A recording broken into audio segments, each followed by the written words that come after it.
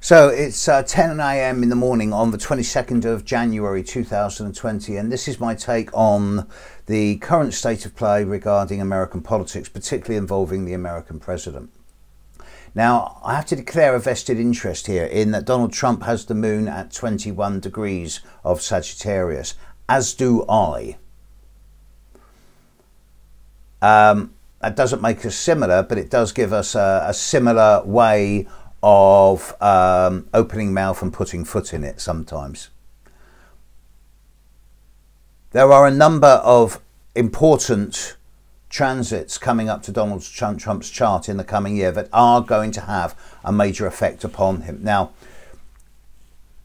I'm going to cut to the end and then I'm going to come back and explain why I'm saying what I'm saying. The election in 2020 is Donald Trump's to lose. It is not the Democrats or the Republicans to win, it is Trump's to lose.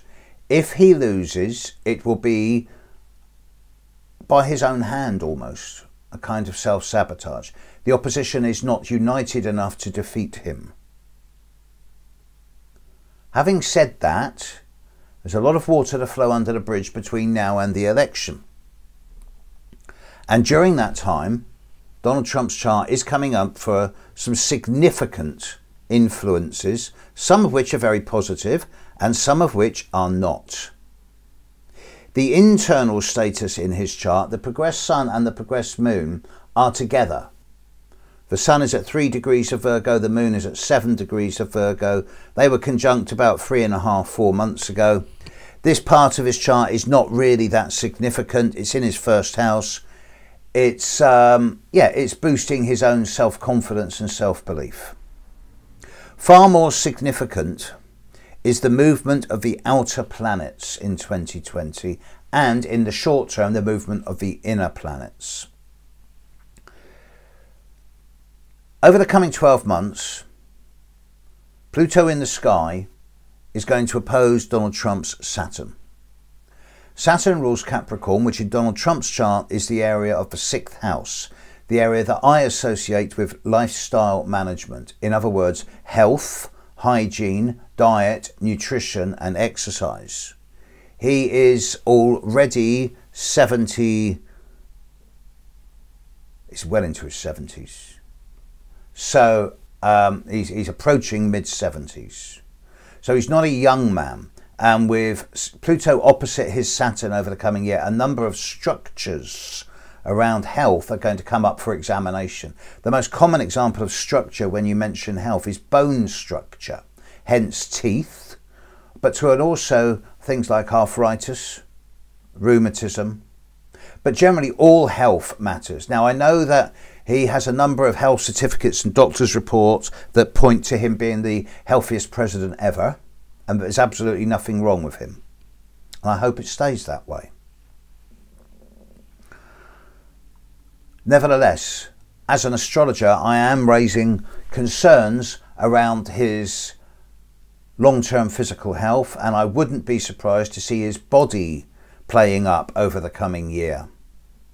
At the same time as Pluto is opposite his Saturn, Pluto is also completing year 2 of a 2-year process of inconjuncting his Sun. So there is a kind of bit of what I call the angle of divine discontent here. It's like an itch you can't scratch. And I think that he's probably aware of something in himself, not to do with any information or anything negative, but in himself, in the relationship he has with himself, he's probably aware that something's not right somewhere. And I think it's eating away and gnawing at him. Add to this that Neptune is now getting really close, or will be getting really close by April, May, in terms of squaring his moon and his sun. And in 2021, Neptune will square his sun and his moon. And this is the most debilitating of aspect. Simply because Neptune will square his sun and his moon, I cannot see Donald Trump as being president of the US of A by the time this influence is over, which will be at the end of 2021. And I'd be surprised, very surprised, if he's still there by the summer of 2021. he may win the election but then have health reasons forcing him to step back. So his choice of vice president, if he does win, is going to be really, really important and pivotal for the long term of America. Uranus in the sky will be squaring Donald Trump's Pluto over the coming 12 months, starting around June, July of this year and running through to April, May of next. And Pluto rules his fourth house of the home, roots, foundations, to a lesser extent family and ancestry. But I suspect that with him, home isn't just his properties, it's as much his country. So with Uranus squaring his Pluto, whilst this is of course generational and affecting everybody else born the same year as him, it's still not an easy aspect. But it's nothing compared to having Pluto opposite your Saturn or Neptune squaring your Sun and Moon. The damning one is that Saturn is coming into play. Saturn in the sky was opposite his Saturn yesterday. Once and once only. Saturn in the sky will start opposing Donald Trump's Venus at the beginning of February, and this will then ride on through to the end of October. Venus rules Taurus, Trump's midheaven. So, regardless of whether he manages to get the public vote and convince the people to vote for him, it's pretty clear to me that with Saturn opposite the planet that rules his midheaven, and the midheaven doesn't only stand for job, work and career, it also stands for public image, status, profile, visibility. It seems pretty clear to me that his public image is going to take a dent. Now, I'm aware that there's a great deal of division in America. Having been there recently and having spoken to a lot of people who have been there in the last few weeks, you know, there's so many arguments over the dinner table.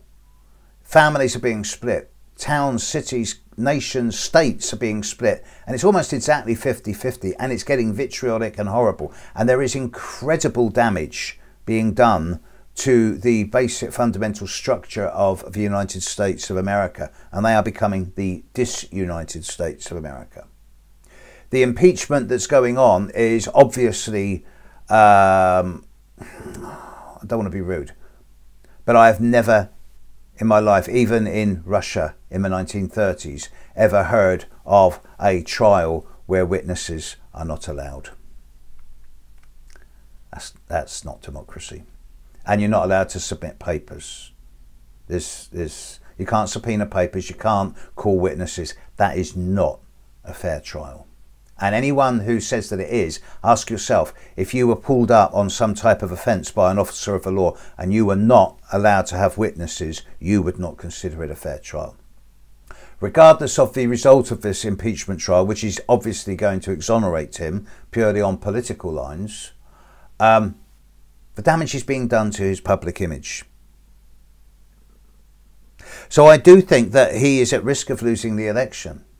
But his base will carry him through. When you look at what Jupiter's doing over the coming year, Jupiter will be opposing his Saturn and his Venus.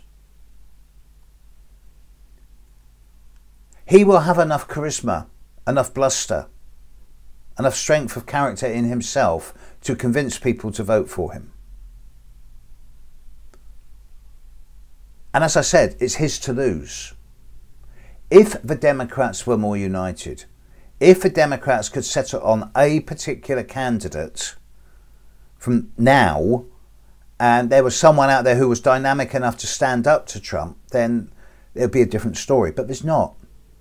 They're just warring. And this seems to be the same all over the planet in so-called democracies. Everyone's bickering about what's the right way to go forward.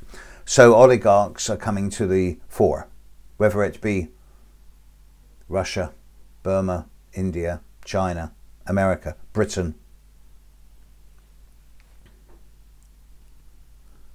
So at this time, I'm pretty sure that the impeachment trial, the farce of the impeachment trial, will be a whitewash and an exoneration, and that the jury of 100 senators will find that he has done nothing wrong by a majority verdict. Okay.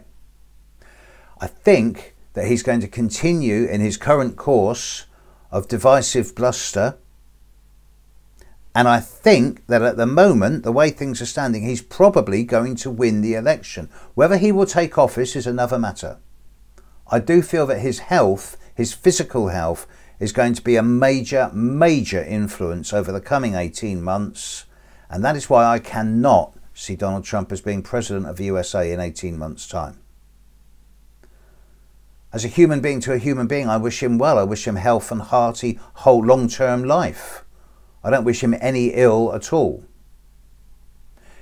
His politics are his politics, and his country is his country, and it's not for me to comment on American politics apart from what I see as the stuff that actually affects people outside of America. And in this case, I particularly take umbrage at Donald Trump's irresponsible, stupid and crass comments around global warming.